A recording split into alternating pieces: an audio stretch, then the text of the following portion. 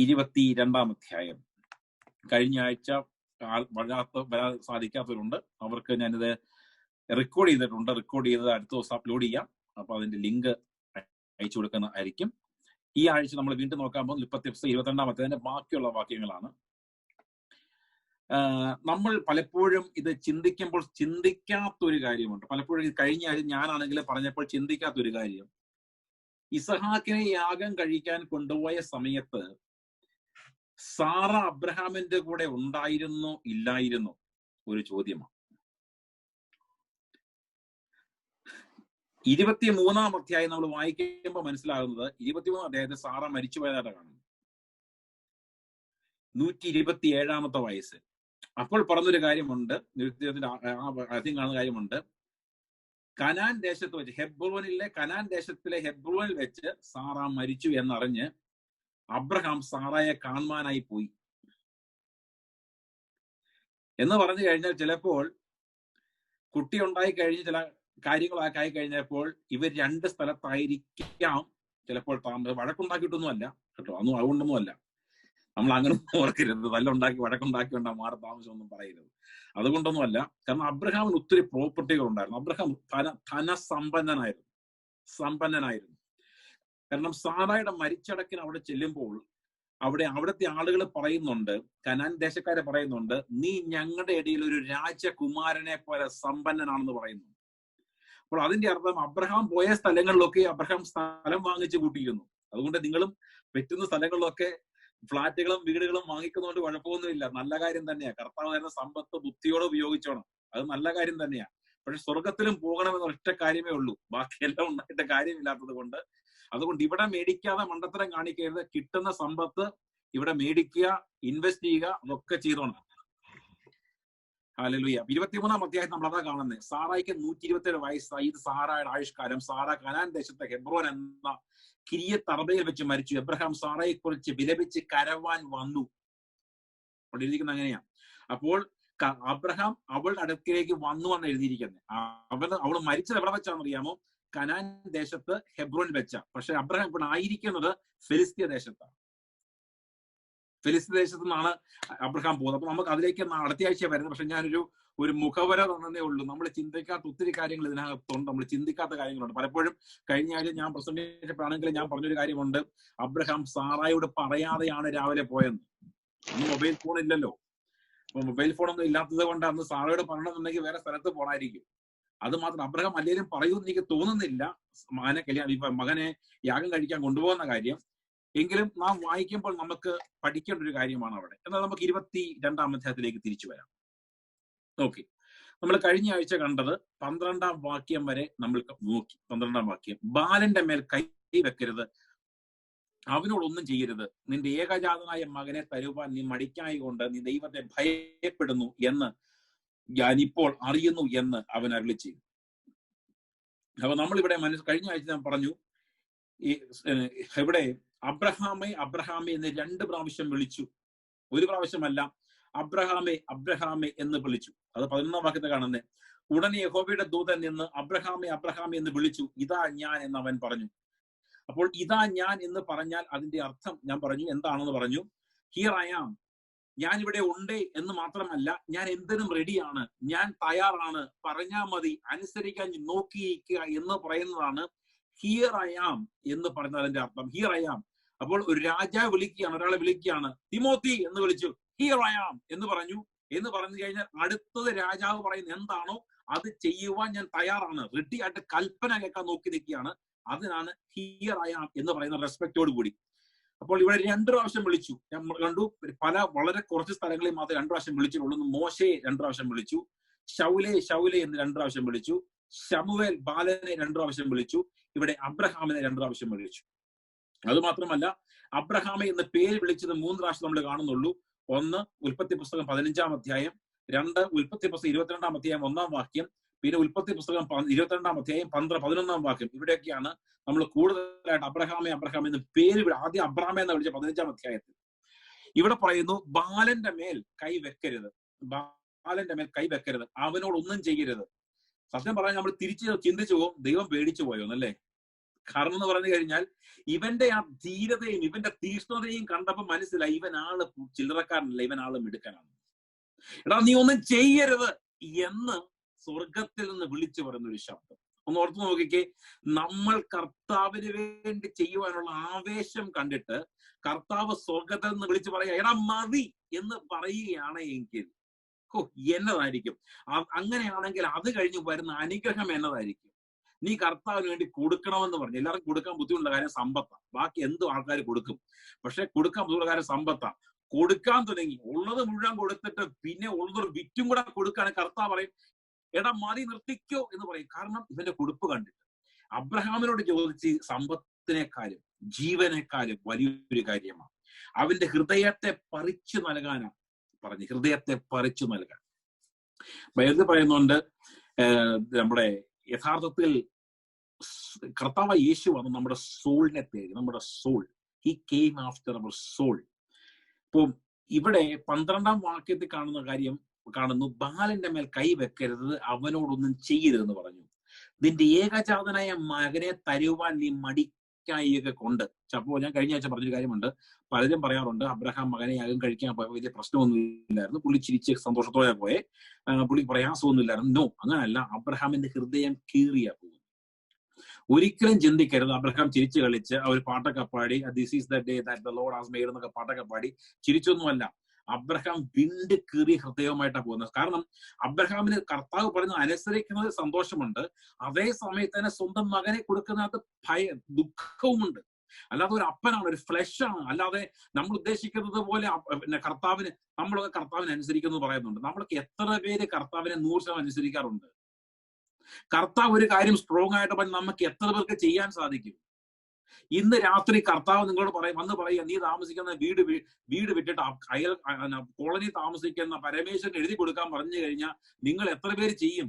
പലരും ചെയ്യത്ത പോലില്ല. അപ്പോഴേ പരിപാടി നിർത്തി പാട്ടുപെട്ടി മടക്കും. കർത്താവ് ഇരിക്കുന്ന എന്റെ ശബ്ദമൊന്നും കേൾക്കണ്ടെന്ന് പറയും അപ്പോഴേ. കാരണം ഭയപ്പെട്ടു പോകും. അങ്ങനെയാണെങ്കിൽ അബ്രഹാമിനോട് ചോദിച്ചത്, അബ്രഹാമിന്റെ സ്വന്തം മകനെയാ ചോദിച്ചു. 100-ാമത്തെ വയസ്സിലുണ്ടായ മകൻ, 10-50 വർഷം കാത്തിരുന്നിട്ട് കിട്ടിയ, 50, 60, 70 വർഷം കാത്തിരുന്നിട്ട് കിട്ടിയ മകൻ, 25 വാഗ്ദത്തം ലഭിച്ചിട്ട് 25 വർഷം കഴിഞ്ഞ് കിട്ടിയ മകൻ. ഓർത്ത് നോക്കിക്കേ, അങ്ങനെ ഒരു മകനെ എല്ലാം നഷ്ടപ്പെട്ട് കയ്യെ തൂക്കി കിടക്കുന്ന ഒരു മകൻ, ആ മകനെ കൊടുക്കാൻ പറയുമ്പോൾ ഹൃദയം കീറിയതാണ്. അതുകൊണ്ട് തന്നെയാണ് ദൈവം അബ്രഹാമിനോട് ചോദിച്ചത് നിന്റെ മകനെ തന്നെ തരണമെന്ന്. അത് പേര് സ്പെസിഫിക് ആയിട്ട് പേരും, നിനക്ക് ഏകജാതന ഇസഹാക്കിനെ തന്നെ തരണമെന്ന് സ്പെസിഫിക് ആയിട്ട് പേര് പറയാനും കാരണം മറ്റൊന്നുമല്ല, ദൈവത്തിനറിയാം അവൻ ഏറ്റവും ബുദ്ധിമുട്ടുള്ള ഇവനെ തന്നെയാണ്. അപ്പോൾ ഇതിനകത്ത് വ്യക്തമായ മറ്റൊരു കാര്യം ഞാൻ കഴിഞ്ഞ ആഴ്ച പറഞ്ഞു, ശ്രദ്ധിച്ചവർക്കറിയാം. ദൈവത്തിന് അറിയത്തില്ലേ അബ്രഹാം അത് ചെയ്യുമെന്ന്? അവനറിയാം. പിന്നെ എന്തുകൊണ്ട് ദൈവം ചോദിച്ചു? ദൈവം നീതിമാനാണ്. ദൈവം അബ്രഹാമിനെ വിളിച്ചത് അബ്രഹാമിന്റെ ക്വാളിറ്റി കണ്ടുകൊണ്ടാണ്.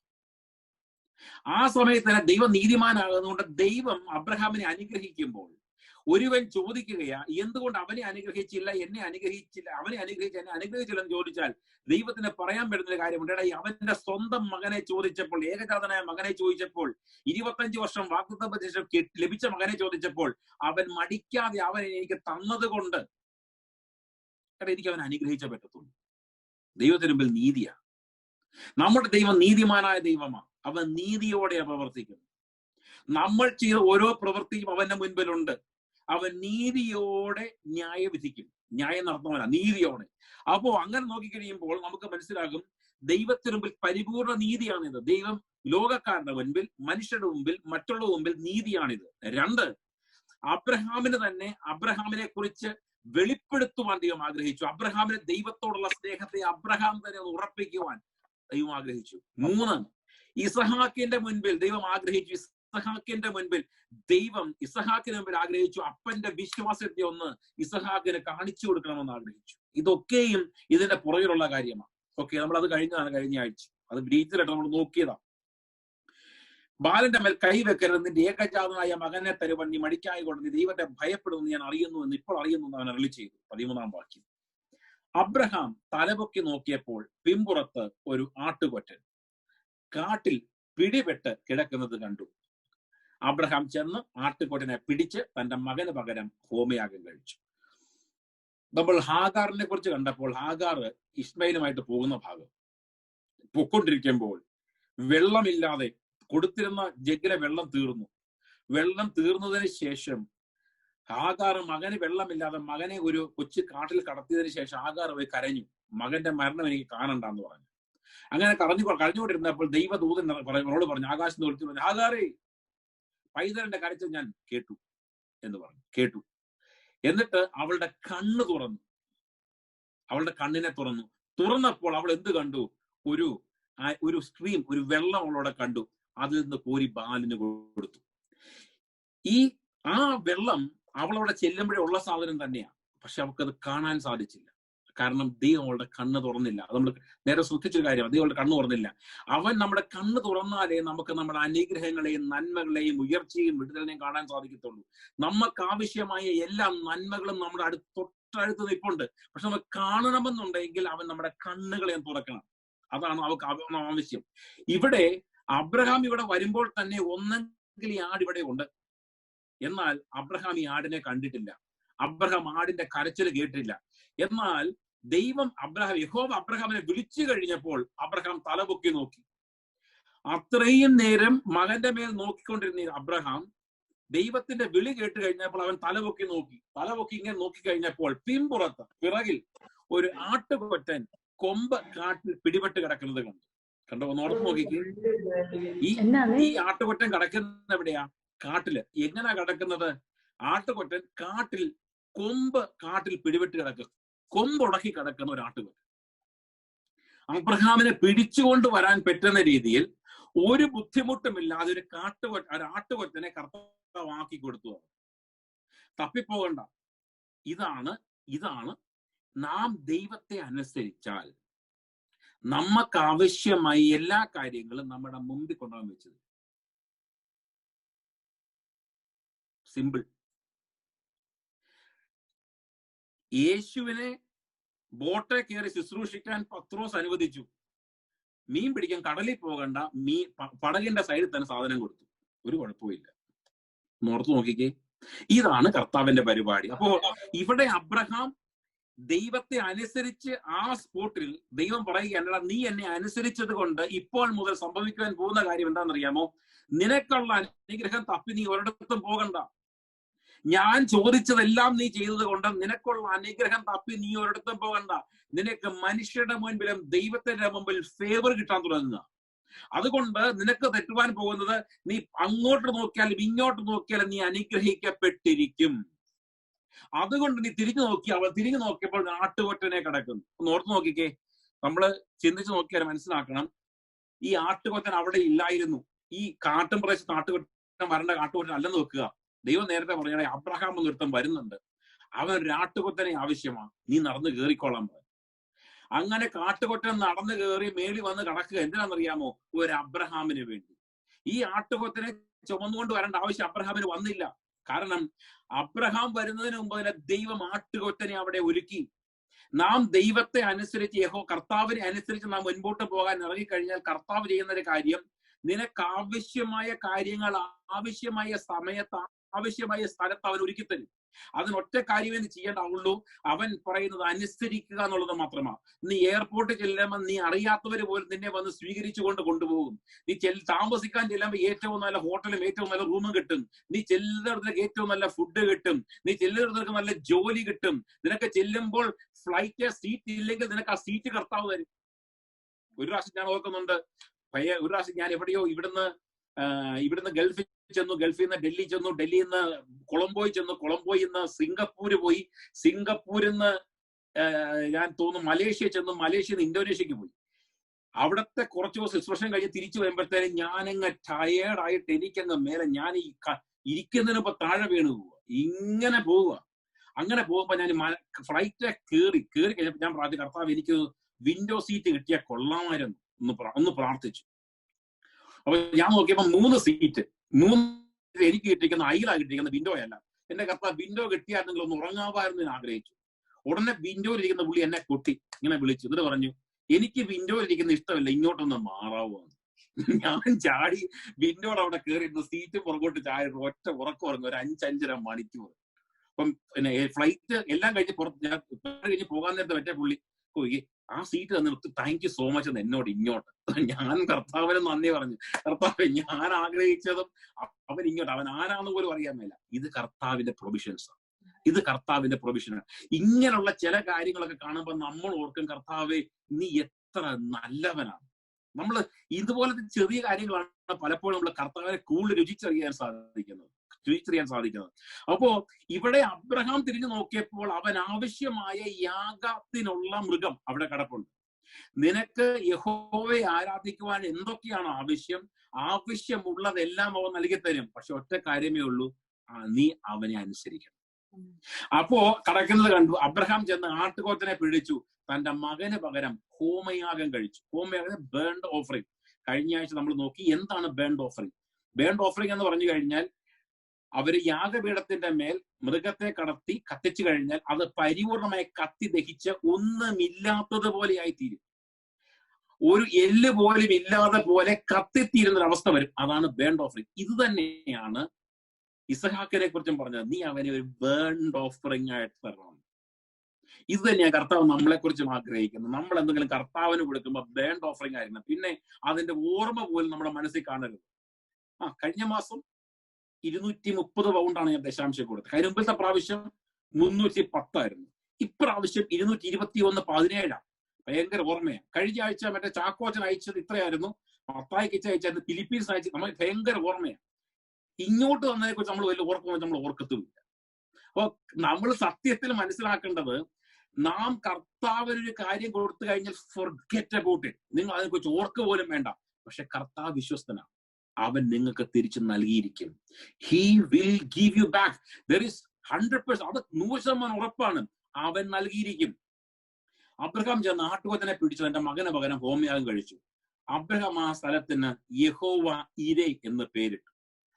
യഹോവയുടെ പർവ്വതത്തിൽ അവൻ പ്രത്യക്ഷനാകും എന്ന് ഇന്ന് വരെയും പറഞ്ഞു വരുന്നു. യഹോവ ഇരേ, അല്ലെങ്കിൽ നമ്മുടെ ഹീബ്രുവിൽ പറയുന്നത് യാഹ്വേ ജൈറെ, യഹോവ Jireh. Jehovah is the provider. കർത്താവ് നൽകി തരുന്നവനാണ് അവൻ. Is my provider. അവൻ എനിക്ക് നൽകി തരുന്ന ദൈവം എന്ന് ആ സ്ഥലത്ത് പേരിട്ടു.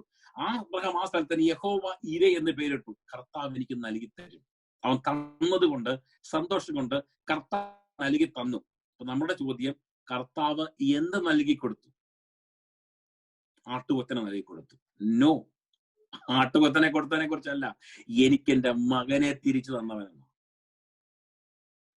നമ്മൾ പലപ്പോഴും നമ്മൾ ചിന്തിക്കുമ്പം നമ്മൾ ഈ യഹോവ ഇരേ എന്നൊക്കെ പറയുമ്പോൾ നമുക്കൊരു വലിയ കാര്യത്തിലല്ല നമ്മൾ എടുക്കുന്നത്.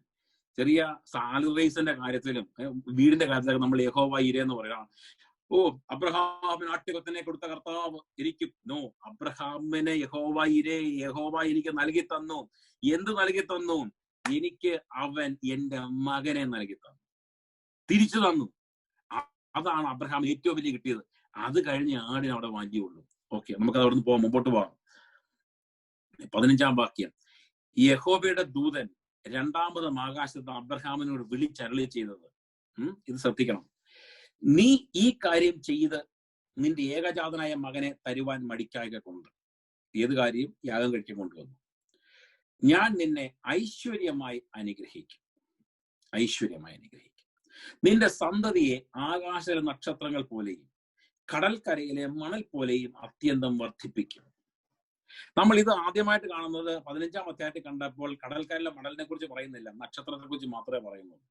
എന്നാൽ ഇവിടെ പറയുന്നുണ്ട്, നിന്റെ സന്തതിയിലെ ആകാശ നക്ഷത്രങ്ങളെ പോലെയും കടൽക്കരയിലെ മണൽ പോലെയും വർദ്ധിപ്പിക്കും, അത്യന്തം വർദ്ധിപ്പിക്കും. നിന്റെ സന്തതി ശത്രുക്കളുടെ പട്ടണങ്ങളെ കൈവശമാക്കും. അത് ഇംഗ്ലീഷിൽ വായിക്കുമ്പോൾ, ഇംഗ്ലീഷിൽ ഞാൻ വായിക്കുന്നത് NKJV എന്നാണ് വായിക്കുന്നത്. അതിനകത്ത് എഴുതിയിരിക്കുന്നത് ഇങ്ങനെയാണ്.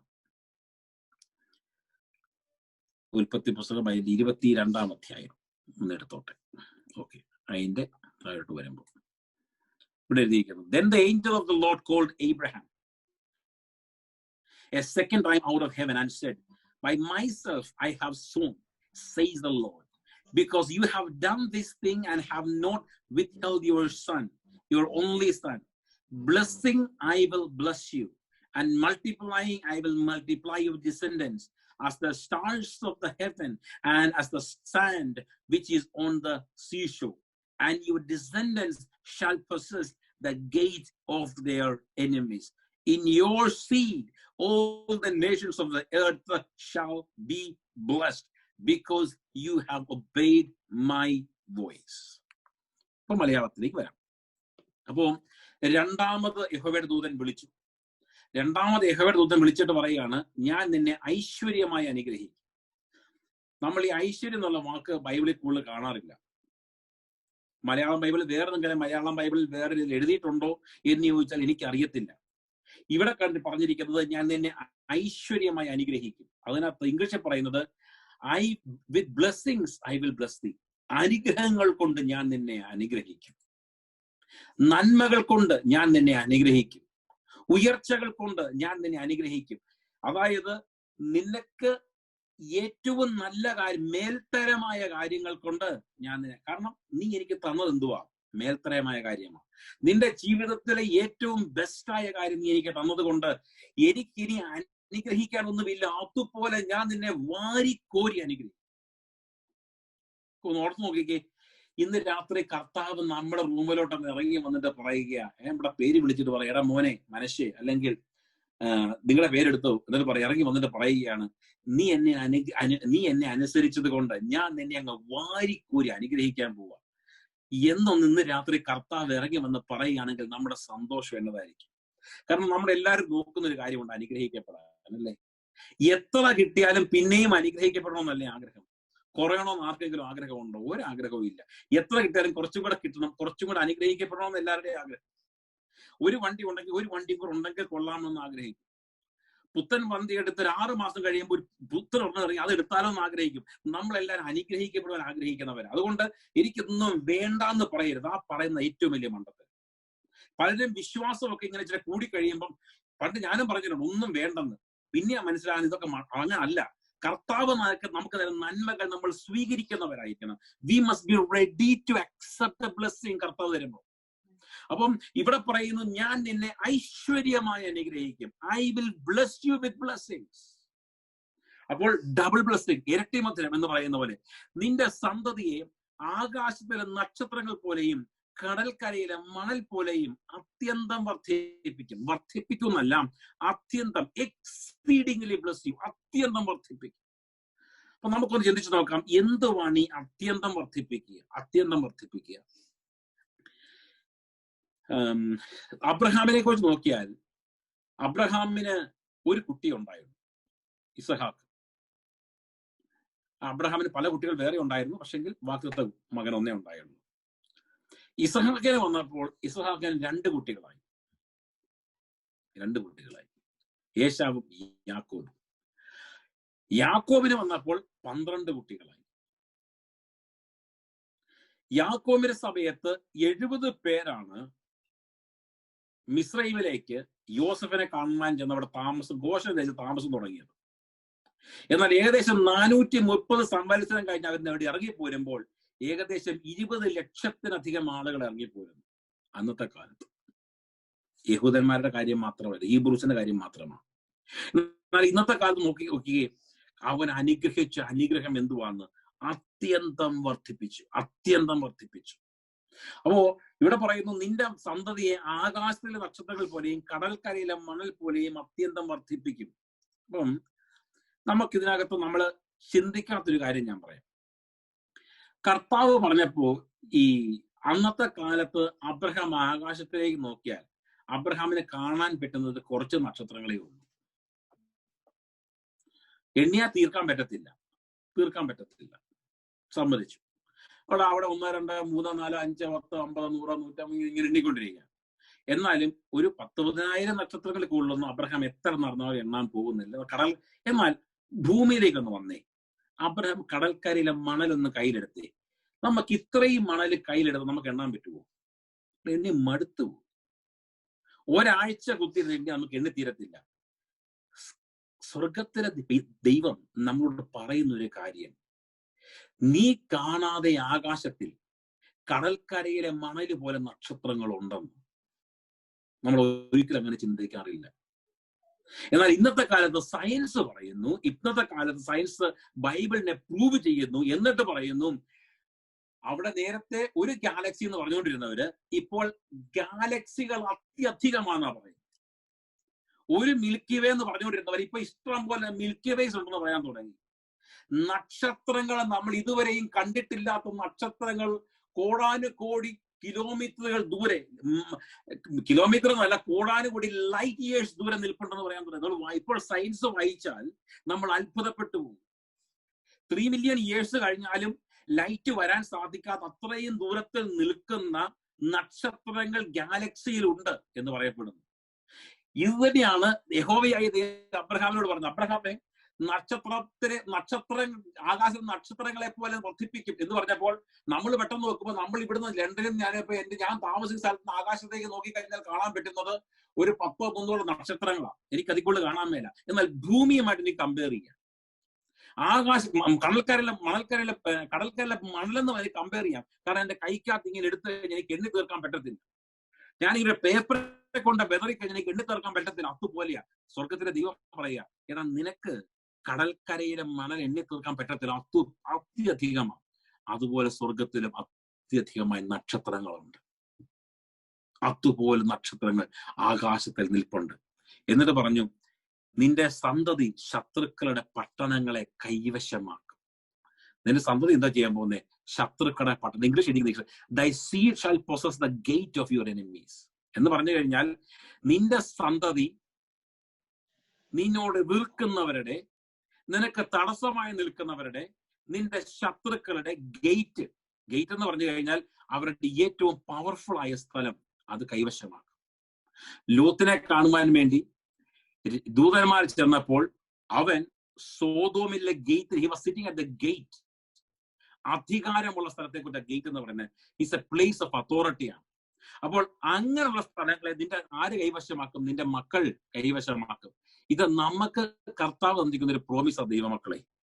നമ്മൾ കർത്താവിന് വേണ്ടി നിൽക്കുകയും അവന് വേണ്ടി കൊടുക്കുകയും ചെയ്യാൻ തീരുമാനിച്ചാൽ, കൊടുക്കുക എന്നുള്ളത് നമ്മൾ കേൾക്കുന്ന, നമ്മുടെ ഏറ്റവും വലിയ കുഴപ്പം നമ്മൾ കേൾക്കുവാൻ താല്പര്യമുള്ളവരാ, പക്ഷെ കൊടുക്കുവാൻ താല്പര്യമില്ലാത്തവരാ. ലഭിക്കുവാൻ നമുക്ക് താല്പര്യമാണ്, കൊടുക്കുവാൻ താല്പര്യമില്ല. കർത്താവ് ആഗ്രഹിക്കുന്നത് കൊടുക്കണമെന്ന്. കർത്താവിന് വേണ്ടി കൊടുക്കുന്നവരെ കുറിച്ച് അവൻ പറയുന്ന ഒരു കാര്യമായി ഇത്. ഞാൻ നേരത്തെ പറഞ്ഞതുപോലെ ആട്ടുകൊറ്റനെ കൊടുത്തു. കർത്താവിന് വേണ്ടി കൊടുത്തു കഴിഞ്ഞപ്പോൾ ഇനി മുതൽ നിനക്ക് ആവശ്യമായ കാര്യങ്ങൾ നിന്ന് തപ്പിപ്പോകേണ്ട ആവശ്യമില്ല. നിനക്ക് ആവശ്യമുള്ള കാര്യങ്ങൾ നിന്റെ തൊട്ടടുത്തുകൊണ്ട് ഞാൻ തരും. 1. 2, നീ കർത്താവിന് വേണ്ടി കൊടുക്കാൻ തുടങ്ങിയാൽ ഞാൻ നിന്നെ ഐശ്വര്യമായി അനുഗ്രഹിക്കും. വാരിക്കോരി ഞാൻ നിന്നെ അനുഗ്രഹിക്കും. കാര്യം നമ്മുടെ കർത്താവ് ആർക്കും കടക്കാരനല്ല. എങ്ങനെ അനുഗ്രഹിക്കും? ആകാശത്തിലെ നക്ഷത്രങ്ങളെ പോലെയും കടക്കരയിലെ മണൽ പോലെയും നിന്റെ സന്തതികൾ വർദ്ധിക്കപ്പെടും. അവർ പ്രബലരായിരിക്കും, അവർ ശക്തന്മാരായിരിക്കും, അവർ കഴിവുള്ളവരായിരിക്കും, അവർ മല്ലന്മാരായിരിക്കും, അവർ യുദ്ധത്തിന് സാധിക്കുന്നവരായിരിക്കും. അവർ ഒരിക്കലും തളർന്നു പോകുന്നവരായിരിക്കത്തില്ല. അവർക്കുള്ള പ്രത്യേകത, അവർ അവരുടെ ശത്രുക്കളുടെ ഗേറ്റിനെ, വാതിലുകളെ അവർ കൈവശമാക്കും. അപ്പോൾ അവരുടെ മുൻപിൽ ഒരു ശത്രുവിന് നിൽക്കാൻ സാധിക്കത്തില്ല. ഇത് തന്നെയാണ് നമ്മൾ കാണുന്നത്. എവിടെ കാണുന്നത്? യെരിഹോ കോട്ടയിലേക്ക് വന്നപ്പോൾ യെരിഹോ കോട്ട ഇസ്രായേൽ മക്കളുടെ മുൻപിൽ തകർന്നടിഞ്ഞു. എന്തുകൊണ്ട്? അതിന്റെ അധികാരം ദൈവം ഓൾറെഡി അബ്രഹാമിനോട് പറഞ്ഞപ്പോഴേ ഇസ്രായേൽ മക്കൾക്ക് കൈമാറി കഴിഞ്ഞു. ആ അധികാരം അവൻ നമുക്ക് തന്നിട്ടുണ്ട്. I will build my church and the gates of hell shall not prevail against it. അവിടെ പറഞ്ഞ gates of hell shall not prevail against it. പാതാള ഗോപുരങ്ങൾ അതിനെ ജയിക്കയില്ല. അപ്പോൾ നമ്മൾ കീഴടക്കാൻ പോകുന്നത് എന്തിനാ? ഏത് ഗോപുരങ്ങളും നിനക്കെതിരായിട്ട് നിൽപ്പുണ്ടെങ്കിലും, അത് സമ്പത്തിന്റെ ആകട്ടെ, ആത്മീയമാകട്ടെ, ഏതുവാണെങ്കിലും അതിനെ കീഴടക്കുവാനുള്ള ഒരു അധികാരം ദൈവം നിനക്ക് തരുന്നുണ്ട്. എപ്പോൾ തരുന്നുണ്ട്? നീ കർത്താവിന് കൊടുക്കുവാനുള്ളത് കൊടുക്കുമ്പോൾ നിനക്ക് തരുവാനുള്ളത് കർത്താവ് നിന്റെ കരങ്ങളിലേക്ക് തരും. എന്നിട്ട് 18-ാം വാക്യം ഇപ്രകാരം പറയുന്നു, നീ എന്റെ വാക്ക് അനുസരിച്ചത് കൊണ്ട്. അപ്പോൾ ഇവിടെ നമ്മൾ എപ്പോഴും മലയാളത്തിൽ പറയുമ്പോൾ വാക്ക് എന്നാണ് പറയുന്നത്, വാക്ക്. അതുകൊണ്ടാണ് കർത്താവിന്റെ വാക്ക് കേട്ടാൽ ഇംഗ്ലീഷിൽ പറയുന്നതും ഹീബ്രു വായിക്കുമ്പോഴും വാക്ക് എന്നല്ല പറയുന്നത്. അവിടെ പറയുന്നത് എന്തോന്നറിയാമോ? എന്റെ ശബ്ദം,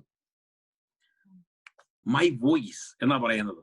അല്ല നമ്മൾ ഉദ്ദേശിക്കുന്നത് പോലെ അവൻ പറയുന്നത് ഒരിക്കലും വാക്ക് എന്ന് പറയുമ്പോൾ നമ്മൾ ഉദ്ദേശിച്ച് എപ്പോഴും നമ്മൾ പറഞ്ഞത് അവന്റെ വാക്ക് എന്തുവാ?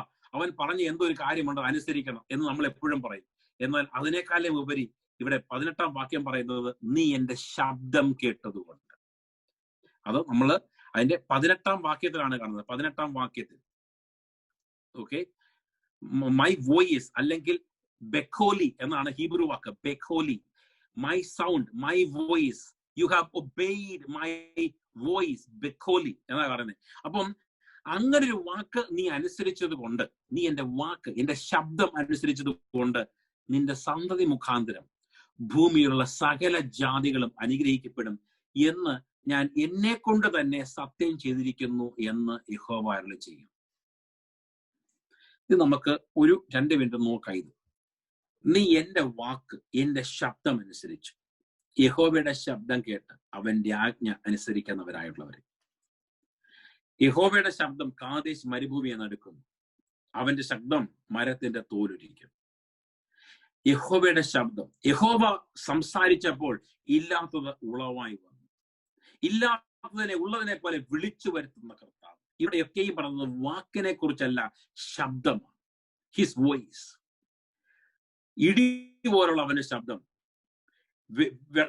വലിയ വെള്ളച്ചാട്ടത്തിന്റെ ശബ്ദം പോലുള്ള അവന്റെ ശബ്ദം, കാദേശ് മരുഭൂമിയെ നടുക്കുന്ന ശബ്ദം, ജനങ്ങൾ ഭയപ്പെടുന്ന ശബ്ദം, അതാണ് ശബ്ദം. യഹോവയായ ദൈവം സീനായി മലയിൽ ഇറങ്ങി വന്നപ്പോൾ ശബ്ദമുണ്ടായി. എവിടെയാണെങ്കിലും നാം കാണുന്ന കാര്യമുണ്ട്, അവന്റെ ശബ്ദം. ഇവൻ എന്റെ പ്രിയപുത്രൻ, ഇവരെ ഞാൻ പ്രസാദിച്ചിരിക്കുന്നു എന്ന് വിളിച്ചു പറഞ്ഞ ആ ശബ്ദം. അപ്പോ നാം ഇവിടെ മനസ്സിലാക്കണം, അബ്രഹാമിനോട് പറഞ്ഞത്, അബ്രഹാമേ നീ എന്റെ ശബ്ദം, യു ഹേർഡ് മൈ വോയിസ്. അപ്പോ കർത്താവിന്റെ ഒരു വാക്ക്, അവൻ ശബ്ദം എന്ന് പറയുമ്പോൾ അതിന് മറ്റൊരർത്ഥം അവൻ പറഞ്ഞ ഒരു കൽപ്പനയാണ്, ഒരു കമാൻഡ്മെന്റ് ആണ്. എന്നാൽ അബ്രഹാം കേട്ടത് യഹോവയുടെ ശബ്ദമാണ് കേട്ടത്.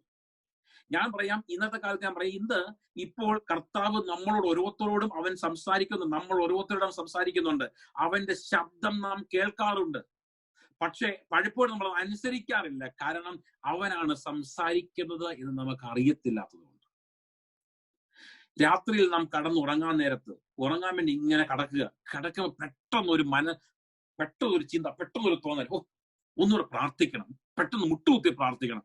ഒന്നാൾ മുട്ടുകുത്തി പ്രാർത്ഥിച്ചു, കയറി ഉറങ്ങി നേരം വെളുത്തു. പോകാൻ നേരത്ത് പെട്ടെന്ന് ഒരു തോന്നല്, ബൈബിൾ ഒന്നും എടുത്ത് നോക്കണം. എന്തോ എനിക്ക് പെട്ടെന്നൊരു തോന്നലായി ഉണ്ടായി കേട്ടോ. ഇന്നലെ രാത്രി ഉറങ്ങി വന്നതായിരുന്നേ, പെട്ടെന്നൊരു തോന്നലുണ്ടായി, ഒന്നും കൂടെ പ്രാർത്ഥിക്കണമെന്ന്. ഞാൻ പിന്നെ മുട്ടുകുത്തി പ്രാർത്ഥിച്ചു. അതൊരു തോന്നലല്ല, ദൈവത്തിന്റെ ശബ്ദം, ദൈവം നിന്നോട് സംസാരിക്കുന്ന വിധം അതാ. ഞാൻ പോകാൻ ഇറങ്ങായിരുന്നു, അങ്ങോട്ട് ഇറങ്ങാൻ നേരം പെട്ടെന്ന് ബൈബിൾ വായിച്ചില്ലെന്ന് ഓർത്തു. പെട്ടെന്ന് ബൈബിൾ വായിക്കണമെന്ന് ഒരു അതിനെ പറയുന്നത് എന്തുവാ, മലയാളത്തിൽ പ്രത്യേക വാക്ക് പറയും, ഒരു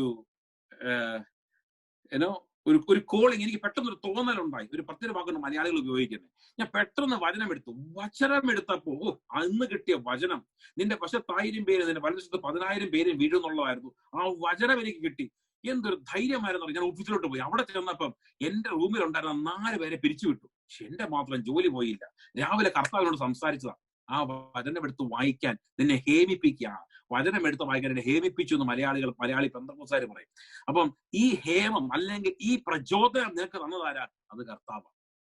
അപ്പൊ കർത്താവ് നിന്നോട് സംസാരിക്കുന്ന രീതി, നിന്റെ ഹൃദയത്തിൽ അങ്ങനെ ഒരു തോന്നലാണ് അവൻ സംസാരിക്കുന്നത്. അവനാണ് സംസാരിക്കുന്നത് എന്ന് അങ്ങനത്തെ 2-3 ഇൻസിഡൻസ് കഴിയുമ്പോൾ നീ മനസ്സിലാക്കാൻ തുടങ്ങണം. എന്റെ കർത്താവ് എന്നോട് സംസാരിക്കുന്നത് ഈ രീതിയിലാണ് എന്ന് നീ മനസ്സിലാക്കാൻ തുടങ്ങിയാൽ പിന്നെ കർത്താവിന്റെ ശബ്ദം കേൾക്കുമ്പോൾ നിനക്ക് എടുത്ത് ചാടി കാര്യങ്ങളെ ചെയ്യാൻ സാധിക്കും. അതിനാണ് കർത്താവിന്റെ ശബ്ദം നാം കേട്ട് പഠിക്കണം. കർത്താവ് ചെറിയ കാര്യങ്ങളെ സംസാരിക്കത്തുള്ളൂ. ആദ്യം ചെറിയ കാര്യങ്ങൾ സംസാരിക്കുമ്പോൾ നമ്മൾ കേട്ട് തുടങ്ങണം. ഇതുപോലുള്ള കാര്യങ്ങളൊക്കെ കർത്താവ് സംസാരിക്കുന്നു, ആദ്യം സംസാരിക്കുന്നു. അങ്ങനെ സംസാരിക്കുമ്പോൾ നാം കേട്ടു തുടങ്ങിയാൽ വലിയ വലിയ കാര്യങ്ങളെ കർത്താവ് നമ്മോട് സംസാരിക്കാൻ തുടങ്ങി. ഇവിടെ അബ്രഹാമിനോട് സംസാരിച്ചത് അങ്ങനെയല്ല. അബ്രഹാമിനോട് ഒച്ചത്തിൽ ഓഡിയബിൾ വോയിസിലാണ് സംസാരിച്ചത്. ആകാശത്ത് നിന്ന് വിളിക്കുക ചെയ്തത്, അബ്രഹാമിനോട് ഇറങ്ങി വന്ന് പറയുക ചെയ്തത്. എന്നാൽ ഈ അധ്യായത്തിന്റെ 1-ാം വാക്യത്തിൽ അതിനുശേഷം ദൈവം അബ്രഹാമിനെ പരീക്ഷ എങ്ങനെയാണെന്നാൽ, അബ്രഹാം എന്ന് വിളിച്ചതിന് ഞാൻ ഇതായെന്ന് അവൻ പറഞ്ഞു. അബ്രഹാമിന് എല്ലാ പ്രാവശ്യവും അബ്രഹാം ഓഡിയബിൾ വോയിസ് അല്ല കേട്ടത്. ചില സമയത്ത് അബ്രഹാമിന്റെ ഹൃദയത്തിൽ ദൈവം ഒരു കാഴ്ചപ്പാട് കൊടുക്കുകയായിരുന്നു. ചില സമയത്ത് ആ ഒരു ദർശനം ലഭിക്കുകയായിരുന്നു. എന്നാൽ ചില സമയത്ത് അബ്രഹാമേ അബ്രഹാമേ എന്ന് വിളിക്കുന്ന ശബ്ദമാണ് കേട്ടത്. എന്നാൽ മോശയുടെ അടുത്ത് മുൾപ്പടർപ്പിൽ ഇറങ്ങി വന്നപ്പോൾ മോശ വ്യക്തമായി ഒരു ദൈവത്തെ അവൻ വ്യക്തമായി കാണുകയാണ്. തീ കത്തുന്നത് കണ്ടിട്ട് വ്യക്തമായി യഹോവയുടെ ഓഡിയബിൾ വോയിസ് ആണ് മോശ കേൾക്കുന്നത്. ഓഡിയബിൾ വോയിസ് ആണ് കേൾക്കുന്നത്. അപ്പോൾ ഇവിടെ പറയുകയാണ്, നീ എന്റെ വാക്ക് എന്റെ ശബ്ദം അനുസരിച്ചത് കൊണ്ട് നിന്റെ സന്തതി മുഖാന്തരം ഭൂമിയിലുള്ള സകല ജാതികളും അനുഗ്രഹിക്കപ്പെടും. ഒന്ന് ഓർത്തു നോക്കുക, യഹോവയുടെ ശബ്ദം അബ്രഹാം കേട്ടു അനുസരിച്ചത് കൊണ്ട് എന്ത് സംഭവിച്ചു? അബ്രഹാം മാത്രമല്ല, ഭൂമിയിലുള്ള നിന്റെ സന്തതി മുഖാന്തരം ഭൂമിയിലുള്ള സകല ജാതികളും അനുഗ്രഹിക്കപ്പെടും.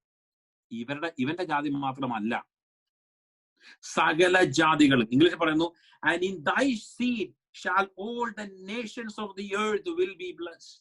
നിന്നിൽ കൂടി ഈ ലോകത്തിലുള്ള എല്ലാ രാജ്യങ്ങളും എല്ലാവരും അനുഗ്രഹിക്കപ്പെടും. അപ്പോൾ ഇതിനകത്ത് നമുക്ക് രണ്ട് രീതിയിൽ നമ്മൾ കാണണം. ഇന്നത്തെ കാലത്ത് ഏത് ഇൻവെൻഷൻസ് നോക്കിയാലും, ഏത് കണ്ടുപിടുത്തങ്ങൾ നോക്കിയാലും, ഏറ്റവും മർമ്മപ്രധാനമായ ഏറ്റവും പാരാമൗണ്ട് ഏത് കണ്ടുപിടുത്തം നോക്കിയാലും അതിന്റെ പുറകിൽ ഒരു യഹൂദനുണ്ട്. ആൽബർട്ട് ഐൻസ്റ്റീൻ, ന്യൂട്ടൺ എന്നൊരു ആൾക്കാരെയൊക്കെ നോക്കിക്കഴിഞ്ഞാൽ, ഗ്രഹാം ബെൽ, ഇവരെയൊക്കെ നോക്കിക്കഴിഞ്ഞാൽ എല്ലാത്തിന്റെയും പുറകിൽ ഒരു യഹൂദൻ ഉണ്ടായിരുന്നു. ഇന്നത്തെ കാലത്ത് നമുക്ക് മറ്റൊരു കാര്യം നമുക്ക് ശ്രദ്ധിക്കാം.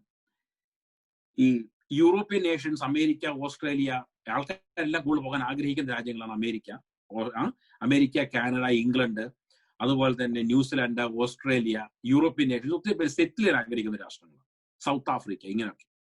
ഇവിടെയൊക്കെയും ഏറ്റവും കൂടുതൽ താമസിക്കുന്ന ആൾക്കാരാരാ? കർത്താവായ യേശുവിനെ വിശ്വസിക്കുന്നവരാ. ഈ രാജ്യങ്ങളിലേക്ക് ആളുകൾ വരുവാൻ ആഗ്രഹിക്കുന്ന എന്തുകൊണ്ടാ?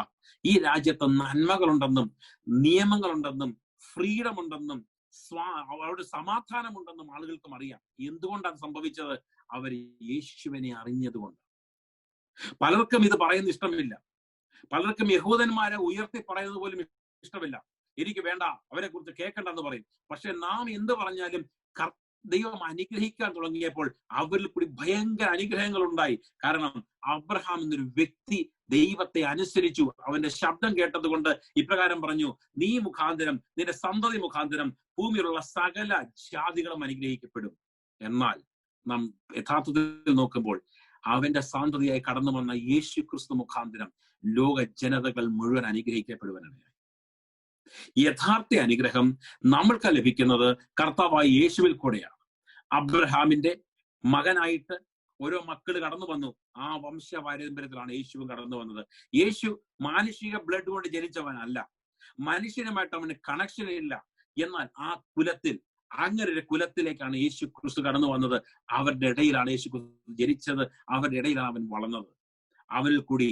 അതുകൊണ്ടാണ് for God so loved the world. കഴിഞ്ഞ ആഴ്ച നമ്മൾ നോക്കി, അബ്രഹാം അതുപോലെ ദൈവത്തെ സ്നേഹിച്ചു. അബ്രഹാമിനോട് പറയാം, അബ്രഹാമേ, നീ അതുപോലെ എന്നെ സ്നേഹിച്ചത് കൊണ്ട് ഞാൻ അതുപോലെ ലോകത്തെ സ്നേഹിക്കുന്നു. അതുപോലെ നീ എന്നെ സ്നേഹിച്ച് നിന്റെ മകനെ തരാൻ മടിക്കായി കൊണ്ട് ഞാൻ അതുപോലെ ലോകത്തെ സ്നേഹിച്ച് എന്റെ മകനെ തകരാൻ മടി എനിക്കില്ല. കണ്ടോ, അബ്രഹാം ചെയ്തത് ദൈവം റിപ്പീറ്റ് ചെയ്തു. ദൈവം നോക്കിയിരിക്കുക, നീ ഒരു കാര്യം ചെയ്യുവാൻ, നീ ഒരു കാര്യം റിലീസ് ചെയ്താൽ, once you release something from your hand, God will release something from his hand. നീ റിലീസ് ചെയ്യുന്നത് 10ന്റെ നോട്ടാണെങ്കിൽ ദൈവം റിലീസ് ചെയ്യുന്നത് 10,000ന്റെ നോട്ടാണ്. നീ റിലീസ് ചെയ്യുന്നത് ഒരു ചിരിയാണെങ്കിൽ ദൈവം റിലീസ് ചെയ്യുന്നത് 1000 ചിരികളാണ്. നീ എന്ത് റിലീസ് ചെയ്യുന്നുവോ ദൈവം സെയിം കാര്യം റിലീസ് ചെയ്യും. But you have to release something. കർത്താവിനോട് ദൈവം ചോദിച്ചു അബ്രഹാമേ, നീ നിന്റെ മകയൊന്ന് റിലീസ് ചെയ്യാമോ? അബ്രഹാം പറഞ്ഞു, കർത്താവേ, ഞാൻ എന്റെ ഹൃദയം തകർന്നു പോകുന്നു, എനിക്കറിയാം, പക്ഷെ ഞാൻ എന്റെ മകനെ റിലീസ് ചെയ്യാം. അബ്രഹാം മകനെ റിലീസ് ചെയ്തു. ദൈവം പറഞ്ഞു, അബ്രഹാമേ, നീ എന്നെ അത്രമാത്രം സ്നേഹിച്ച് നിന്റെ ഏകജാതനായ പുത്രനെ തരാൻ മടിക്കായി കൊണ്ട് ഞാൻ ലോകത്തെ അത്രമാത്രം സ്നേഹിച്ച് എന്റെ ഏകജാതനായ പുത്രനെ ഞാൻ ഈ ലോകത്തിന് വേണ്ടി തരിക.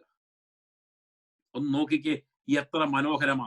അതുകൊണ്ടാണ് പറഞ്ഞത്, നീ എന്റെ ശബ്ദം കേട്ടു, അതുകൊണ്ട് നീ എന്റെ വാക്ക് കേട്ട് അനുസരിച്ചത് കൊണ്ട്, ഞാൻ നിന്നോട് കൽപ്പിച്ചത് നീ കേട്ട് അനുസരിച്ചത് കൊണ്ട് നിന്റെ സന്തതി മുഖാന്തരം ത്രൂ യോർ സീഡ്സ്, ഓക്കെ, നിന്റെ സീഡ് വഴി ഭൂമിയിലുള്ള സകല ജാതികളും അനുഗ്രഹിക്കപ്പെടും. സകല ജാതികളും അനുഗ്രഹിക്കപ്പെടും.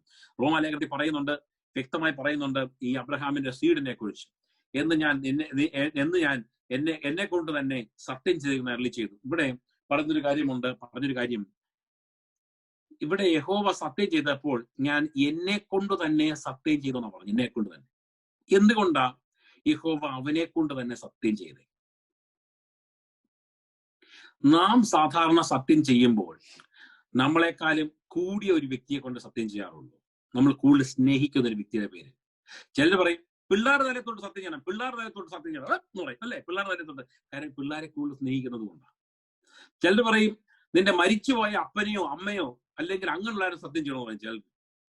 ചിലർ പറയും നിന്റെ തലത്തോട്ട് നീ സത്യം ചെയ്യണോ, കാരണം നമ്മള് ഇവിടെ ഒരു നായുണ്ട്, ആ നായത്തോട്ട് സത്യം ചെയ്യണമെന്ന് ആരെങ്കിലും പറയാറുണ്ടോ? ആരും പറയാറില്ല. അവിടെ നിൽക്കുന്ന ഒരു അപ്പുറത്ത് നിൽക്കുന്ന വേറെ നമ്മുടെ അയൽക്കാരനെ തൊട്ട് ആരും പറയാറില്ല. എന്നാൽ യഹോവയെ കൊണ്ട് തന്നെ സത്യം ചെയ്തു. കാരണം അതിനേക്കാളും വലിയ അതോറിറ്റി ഇല്ല, അവന്റെ മേളിൽ വേറെ അതോറിറ്റി ഇല്ല. അവൻ പറയാണ് ഞാൻ എന്നെ കൊണ്ട് തന്നെ സത്യം ചെയ്യുന്നു. അയാം ഞാൻ മാത്രമേ ഉള്ളൂ, എന്നെക്കാളും വലിയവൻ ആരുമില്ല, എനിക്ക് സാക്ഷി നിൽപ്പാൻ ആരുമില്ല, ഞാൻ മാത്രമേ ഉള്ളൂ, ഞാനാണ് സർവവും. അതുകൊണ്ട് ഞാൻ എന്നെ കൊണ്ട് സത്യം ചെയ്യുന്നു, എനിക്ക് അതിൽ നിന്ന് മാറാൻ സാധിക്കത്തില്ല. എന്താ സത്യം ചെയ്തത്? നീ എന്റെ വാക്കനുസരിച്ചത് കൊണ്ട് നിന്റെ സന്തതി മുഖാന്തരം ഭൂമിയിലുള്ള സകല ജാതികളും അനുഗ്രഹിക്കപ്പെടും എന്ന് ഞാൻ എന്നെ കൊണ്ട് തന്നെ സത്യം ചെയ്തിരിക്കുന്നു എന്ന് യഹോവ അരുളി ചെയ്തു. സ്തോത്രം. റോമാലേഖനം അതിന്റെ 9-ാം അധ്യായത്തിൽ 6-ാം വാക്യം മുതൽ വായിക്കുമ്പോൾ 7-ാം വാക്യത്തിൽ വായിക്കുന്നു, അബ്രഹാമിന്റെ സന്തതി ആകയാൽ എല്ലാവരും മക്കൾ എന്ന് വരികയില്ല, ഇസഹാക്കിൽ നിന്ന് ജനിക്കുന്നവർ നിന്റെ സന്തതി എന്ന് വിളിക്കപ്പെടുമെന്നേ ഉള്ളൂ. അതിന്റെ അർത്ഥമോ ജനപ്രകാരം ജനിച്ച മക്കളല്ല ദൈവത്തിന്റെ മക്കൾ, വാഗ്ദത്ത പ്രകാരം ജനിച്ച മക്കൾ അത്രേ സന്തതി എന്ന് എണ്ണുന്നു. ഈ സമയത്തേക്ക് ഞാൻ വരും, അപ്പോൾ സാറായിക്ക് ഒരു മകൻ ഉണ്ടാകും എന്നല്ലോ വാഗ്ദത്തം. ഉണ്ടോ? ഇവിടെ പറഞ്ഞിരിക്കുന്നത് എന്താണെന്ന് അറിയാവോ? അതിന്റെ അർത്ഥം ജനപ്രകാരം ജനിച്ച മക്കളല്ല. അപ്പോൾ ഇസ്മായേലെ ജനിച്ചത് ജനപ്രകാരം ജനിച്ചവൻ, എന്നാൽ ദൈവത്തിന്റെ മക്കൾ എങ്ങനെയാ? വാഗ്ദത്ത പ്രകാരം ജനിച്ചവനാ. അപ്പോ വാഗ്ദത്ത പ്രകാരം ജനിച്ചവൻ ആരായിരുന്നു? ഇസഹാക്കായിരുന്നു. യഹോവ വാക്ക് പറഞ്ഞ് ജനിച്ചവൻ ഇസഹാക്കാണ്. അതുകൊണ്ടാണ് പറഞ്ഞത് നിന്റെ ഏകജാതനായ ഇസഹാക്കിനെ തന്നെ എന്ന് പറഞ്ഞത്. സ്തോത്രം. 22-ാം അധ്യായം 19-ാം വാക്യം. പിന്നെ അബ്രഹാം ബാല്യക്കാരുടെ അടുക്കൽ മടങ്ങി വന്നു, അവർ ഒന്നിച്ച് പുറപ്പെട്ട് ബേർശേബയിലേക്ക് പോന്നു. അബ്രഹാം ബേർശേബയിൽ പാർത്തു. കണ്ടോ? ഇവിടെ കാണുന്നു അബ്രഹാം താഴേക്ക് വന്നു.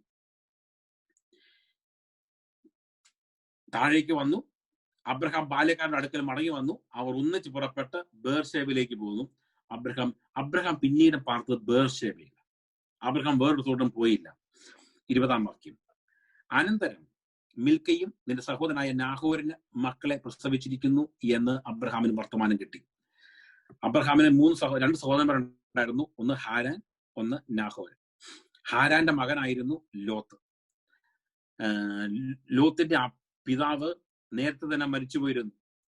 അവരുടെ പിതാവായിരുന്ന തേരഹ് മരിക്കുന്നതിന് മുൻപ് തന്നെ ഉൽപ്പത്തി പുസ്തകം 11-ാം അധ്യായത്തിൽ നമ്മൾ കാണും, തേരഹ് മരിക്കുന്നതിന് മുമ്പ് തന്നെ ഹാരാൻ മരിച്ചുപോയി, ഊരിന്റെ പട്ടണത്തിൽ വെച്ച് മരിച്ചുപോയി. അതുകൊണ്ടാണ് അബ്രഹാം ലോത്തിനെ കൂട്ടിക്കൊണ്ടു പോകുന്നത്. അവർ ആരെന്നാൽ, ഇനി ഇന്ന് നമ്മൾ നോക്കുന്നില്ല, ഇവിടെ നമ്മൾ നിർത്തുകയാണെന്ന്. അവർ ആരെന്നാൽ ആർക്ക്? നിന്റെ സഹോദരനായ നാഹോരിന് മിൽക്ക മക്കളെ പ്രസവിച്ചിരിക്കുന്നു എന്ന്. മിൽക്ക എന്നായിരുന്നു നാഹോറിന്റെ ഭാര്യയുടെ പേര് കേട്ടോ. അവർ ആരെന്നാൽ ആദ്യജാതൻ ഊസ്, അവന്റെ അനുജൻ ബൂസ്. നല്ല പേര് തോന്നും അല്ലെ? ഞാൻ ഈ പാരൊക്കെ വായിക്കുമ്പോൾ ചിരിക്കാറുണ്ടായിരുന്നു. നമ്മൾ ആര് ഈ പേര് നമ്മൾ കേൾക്കാറ് പോലും ഇല്ല. ആദ്യജാതൻ ഊസ്, രണ്ടാമത്തവൻ അനുജൻ ബൂസ്. ആരാമിന്റെ പിതാവായ കെമുവേൽ, കേശ്, ഹസോ, പിൽദാഷ്, ഇദലാഫ്, ബെഥുവേൽ റിബേക്കയെ ജനിപ്പിച്ചു. ഓക്കെ, ബെഥുവേൽ റിബേക്കയെ ജനിപ്പിച്ചു. റിബേക്കയാണ് ഇസഹാക്കിന്റെ ഭാര്യയായിട്ട് വരുന്നത്. അടുത്തത് അബ്രഹാമിന്റെ മകൻ ഇസഹാക്കിന്റെ ഭാര്യയായിട്ട് വരുന്നത്. നമ്മൾ ഇവരെ എല്ലാം നോക്കി അറിയാം. ഇവര് എപ്പോഴും ഭാര്യമാരെ തിരഞ്ഞെടുത്തുകൊണ്ടിരുന്നപ്പോൾ അന്യജാതികളിൽ നിന്നോ പുറത്തു നിന്നോ ഭാര്യമാരെ എടുത്തിരുന്നില്ല. എപ്പോഴും അവരുടെ വംശാവലിയിൽ നിന്ന് തന്നെ, അവരുടെ അകന്ന അല്ലെങ്കിൽ അടുത്ത കുടുംബ ബന്ധത്തിൽ നിന്ന് തന്നെ, ഇവരുടെ സ്റ്റാൻഡേർഡിനും ഇവരെ കുറിച്ച് അറിയാവുന്നവരും ഇവരെ കുറിച്ച് മനസ്സിലാക്കാവുന്നവരും അങ്ങനെയുള്ള കൂട്ടത്തിൽ നിന്ന് തന്നെയാണ് ഇവർ എപ്പോഴും ആളുകളെ എടുത്തുകൊണ്ടിരുന്നത്. അല്ലാതെ, കാരണം ഇസ്ഹാക്കിന്റെ സമയമാകുമ്പോൾ അബ്രഹാം ഏലിയാസോട് പറയുന്നുണ്ട്, നീ എന്റെ ജനങ്ങളുടെ ഇടയിൽ, ചർച്ചക്കാരിടയിൽ പോയി തന്നെ ഒരു പെണ്ണിനെ എടുക്കണം. അങ്ങനെ കിട്ടുന്നില്ല എങ്കിൽ കുഴപ്പമില്ല, പക്ഷെ നീ അവിടെ പോയി തരണം, ദൈവം തരും. കാരണം അബ്രഹാം പറഞ്ഞു വിടുന്നത് നമ്മൾ കാണുന്നുണ്ട്, പിന്നീട് കാണുന്നുണ്ട്. നമ്മൾ അതിലേക്ക് കയറി പെട്ടെന്ന്. ബെഥുബേൽ റിബേക്കയെ ജനിപ്പിച്ചു. ഈ 8 പേരെ മിൽക്ക അബ്രഹാമിന്റെ സഹോദരനായ നാഹോറിനെ പ്രസവിച്ചു. എത്ര പേരെ പ്രസവിച്ചു? മിൽക്ക 8 മക്കളെ പ്രസവിച്ചു. അത് നമ്മള് അതിശായ എരുമൂമ എന്നവളും തേബഹ്, ഗെഹാം, അഹശ്, മാഖ എന്നിവരെ പ്രസവിച്ചു. അപ്പം ഇത് 22-ാം അധ്യായം. എന്നുകൊണ്ട് 22-ാം അധ്യായം കഴിയുക. നമ്മൾ ഇനി അടുത്തത് നോക്കാൻ പോകുന്ന 23-ാം അധ്യായം. അതിനകത്ത് സാറായിക്ക് 127 വയസ്സായപ്പോൾ സാറായുടെ മരണത്തെ കുറിച്ചാണ് കാണുന്നത്. അപ്പം ആ 23-ാം അധ്യായത്തിൽ സാറയുടെ മരണകാര്യങ്ങൾ മാത്രമേ ഉള്ളൂ. അതുകൊണ്ട് 23-ാം അധ്യായം നമ്മൾ മിക്കവാറും അടുത്ത ഒറ്റ ആഴ്ച കൊണ്ട് നമ്മൾ തീർക്കും. അതിനുശേഷം നമ്മൾ 24-ാം അധ്യായത്തിലേക്ക് കയറും. 24-ാം അധ്യായം നമ്മൾ കാണുന്ന ഇസ്ഹാക്കിനെ കുറിച്ചാണ്. ഇസ്ഹാക്കിന് ഒരു പെൺകുട്ടിയെ എടുക്കാൻ വേണ്ടി ഏലയാസർ പോകുന്നതാണ്. കാരണം ചുറ്റും പാർക്കുന്ന കനാന്യരുടെ കന്യകമായ എന്റെ മകന് ഭാര്യ എടുക്കരുത്, എന്റെ ദേശത്തെയും എന്റെ ചാർച്ചക്കാരുടെ അടുക്കൽ ചെന്ന് എന്റെ മകൻ ഇസ്ഹാക്കിനെ ഭാര്യ എടുക്കാമെന്ന് സ്വർഗത്തിനും ഭൂമിക്കും ദൈവമായ യഹോവയുടെ നാമത്തിൽ ഞാൻ നിന്നെ കൊണ്ട് സത്യം ചെയ്യിക്കുമെന്ന് പറഞ്ഞ് ഏലിയാസറിനെ പറഞ്ഞു വിടുന്നതാണ് നമ്മൾ 23 കാണുന്നത്. അതുകൊണ്ട് നമ്മൾ അടുത്ത ആഴ്ച 22-ാം അധ്യായമാണ് നമ്മൾ നോക്കുന്നത്. സാറായുടെ മരണമാണ്. 23-ാം അധ്യായം നമ്മൾ നോക്കാൻ പോകുന്നത് സാറായുടെ മരണത്തെ കുറിച്ചാണ്. നമുക്കിപ്പോൾ ഒരു വാക്ക് പ്രാർത്ഥിക്കാം. കർത്താവ് നമ്മളെ അനുഗ്രഹിക്കട്ടെ. നല്ല പിതാവേ, അങ്ങ് ഞങ്ങൾക്ക് നൽകി തന്ന ഈ നല്ല സമയത്തിനായി സ്തോത്രം. കർത്താവ്, അങ്ങയുടെ കരങ്ങളിലേക്ക് ഞങ്ങളെ സമ്പൂർണ്ണമായി സമർപ്പിക്കുന്നു. കർത്താവ്, ഞങ്ങളെ അങ്ങ് സ്നേഹിക്കുന്നു, ആദരിക്കുന്നു, വാഴ്ത്തുന്നു, മഹത്വപ്പെടുത്തുന്നു. ഇന്ന് ഈ മീറ്റിംഗിന് കടന്നു വന്നില്ല, ഞങ്ങളുടെ കരങ്ങളിലേക്ക് ഏൽപ്പിക്കുന്ന പലർക്കും കർത്താവ് ജോയിൻ ചെയ്യാൻ സാധിക്കുന്നില്ല എന്ന മെസ്സേജുകൾ വരുന്നുണ്ട്. അതിന്റെ അർത്ഥം ഞങ്ങൾക്ക് മനസ്സിലാകുന്നില്ല. കർത്താവ്, എന്നാൽ കർത്താവ് ഇനി വളരെയധികം ആളുകൾക്ക് ജോയിൻ ചെയ്യുവാൻ തക്കവണ്ണം കർത്താവ് എല്ലാ കാര്യങ്ങളെയും അങ്ങ് ഈസി ആക്കണമേ എന്ന് പ്രാർത്ഥിക്കുന്നു. ഇന്ന് വന്നിരിക്കുന്ന എല്ലാവരെയും പിതാവിന്റെയും പുത്രന്റെയും പരിശുദ്ധാത്മാവിന്റെ നാമത്തിൽ അനുഗ്രഹിച്ച് പ്രാർത്ഥിക്കുന്നു. കൂടെയുള്ള കൃപയ്ക്കായി സ്തോത്രം. അത് ക്രിസ്തയേശുവിന്റെ നാമത്തിൽ ഞങ്ങളുടെ നല്ല സ്വർഗീയ പിതാവേ, ആമേൻ. Thank you Jesus.